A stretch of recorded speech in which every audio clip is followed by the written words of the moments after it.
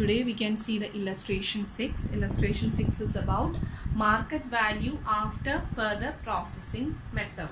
Market value after further processing method.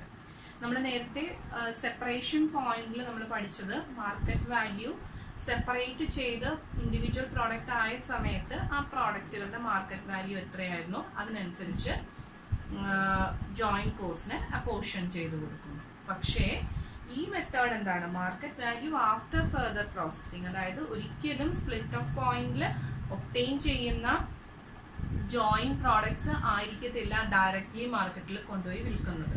അതിനെന്ത് ചെയ്യുന്നുണ്ടാവും? അതിന് ഫർദർ പ്രോസസ്സിങ് കൂടെ ചെയ്യുന്നുണ്ടാവും. ഓക്കെ, അപ്പൊ അങ്ങനെ ഫർദർ പ്രോസസ്സിങ് കൂടെ കൺസിഡർ ചെയ്താൽ, ഫർദർ പ്രോസസ്സിങ് കോസ്റ്റ് കൂടെ കൺസിഡർ ചെയ്താൽ അതിനെയാണ് പോസ്റ്റ് സ്പ്ലിറ്റ് ഓഫ് കോസ്റ്റ് എന്ന് പറയുന്നത്. സ്പ്ലിറ്റ് ഓഫിന് ശേഷം ഉണ്ടാകുന്ന കോസ്റ്റ്, ഫർദർ പ്രോസസ്സിങ്ങിന് വേണ്ടി ഇൻകർ ചെയ്യുന്ന കോസ്റ്റ്, അതുകൂടെ കണക്കിലെടുത്താൽ how can be apportion the joint cost in between various joint products. Okay, so അതിനു വേണ്ടിയുള്ള ഫോർമുല ആണ് പ്രൊപ്പോർഷനേറ്റ് ജോയിന്റ് കോസ്റ്റ് കണ്ടുപിടിക്കുന്നത്. എങ്ങനെയാണ്? Market value minus post split off cost. ഓരോ പ്രോഡക്റ്റിന്റെയും മാർക്കറ്റ് വാല്യൂ എടുക്കുക, അതിൽ നിന്ന് post split off cost minus ചെയ്യുക, divided by market value minus post split off കോസ്റ്റിന്റെ ടോട്ടൽ എടുക്കുക into joint cost. Okay, into joint cost will be the proportionate joint cost. അപ്പോൾ joint cost of x, joint cost of y, joint cost of z നമ്മൾ കണ്ടുപിടിക്കുന്നത് എങ്ങനെയാണ്? ഈ ഓരോന്നിനും അത് അതിൻ്റെതായിട്ടുള്ള വാല്യൂസ് ഇട്ട് ഫോർമുല അപ്ലൈ ചെയ്യുന്നു. Okay, so here in this question x, y, z മൂന്ന് പ്രോഡക്ട്സ് ആണുള്ളത്. ആ പ്രോഡക്ട്സ് എത്ര യൂണിറ്റ് ആണ് ഒബ്റ്റെയിൻ ചെയ്തതെന്ന് നമുക്ക് ക്വസ്റ്റ്യനിൽ തന്നിട്ടുണ്ട്. അത് ഓരോന്നിൻ്റെയും മാർക്കറ്റ് വാല്യൂ തന്നിട്ടുണ്ട്. ഞാൻ എന്ത് ചെയ്തു?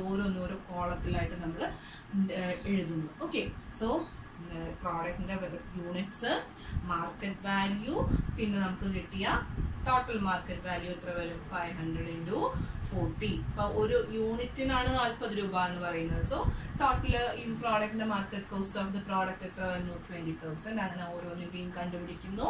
ദെൻ നെക്സ്റ്റ് തന്നിരിക്കുന്നത് എന്താണ്? പോസ്റ്റ് സ്പ്ലിറ്റ് ഓഫ് കോസ്റ്റ് ആണ്. പോസ്റ്റ് സ്പ്ലിറ്റ് ഓഫ് കോസ്റ്റ് തന്നിട്ടുണ്ട്. ഓരോ പ്രോഡക്റ്റിന്റെ ഇൻഡിവിജ്വൽ ആയിട്ട് എഴുതുന്നു. ഇനി നമുക്ക് വേണ്ടത് എന്താണ്? Market value minus post split off cost, അല്ലെ? Market value minus post split off cost, അതായത് ഈ 6 എന്ന പോയിന്റിൽ നമുക്ക് തന്നിരിക്കുന്ന ഈ എന്താണ്? Market value minus post split off cost ആണ്. അതായത് 20,000 മൈനസ് 5,000, that is 4 minus 5. 4 കിട്ടിയ വാല്യൂ മൈനസ് 5 കിട്ടിയ value. 20 minus 15, 15 minus 15,000, 6,000 minus 1,000. You will get all these figures. And അപ്പോൾ ഇത് കിട്ടി നമുക്ക്, അല്ലേ? നെക്സ്റ്റ് എന്താ വേണ്ടത്? Total of market value minus post split off cost. Market value minus post split off കോസ്റ്റിന്റെ ടോട്ടൽ എത്ര വന്നിരിക്കുന്നത്? ടോട്ടൽ 30,000. ടെക്സ്റ്റിൽ ടോട്ടൽ മാർക്കറ്റ് വാല്യൂ അങ്ങനെയാണ് കൊടുത്തിരിക്കുന്നത്. നിങ്ങൾ ഇങ്ങനെ എഴുതുക, total of market value minus ഇതിന്റെ ടോട്ടൽ ആണ് എടുക്കേണ്ടത്. Okay, that is 30,000. Okay, into joint cost. So how can we find the joint cost of each product? എങ്ങനെ കണ്ടുപിടിക്കാം? Market value minus post split off cost. അത് തന്നിരിക്കുന്നത് എവിടെയാ? 6ൽ, അല്ലെ? ഞാനിവിടെ 6 എന്നിട്ടിരിക്കുന്നത് 6 വാല്യൂ അല്ല, 6ൽ കിട്ടിയ figure. So here it is what? 15,000, അല്ലെ? 15,000 ഡിവൈഡഡ് ബൈ 30,000 ഇൻറ്റു 18,000. അതുപോലെ തന്നെ ഇവിടെയും വരും 10,000 divided by 30,000 into 18,000. 5,000 divided by 30,000 into 18,000. So how can we this is how we can find the joint cost of x, y, z under market value after further processing method.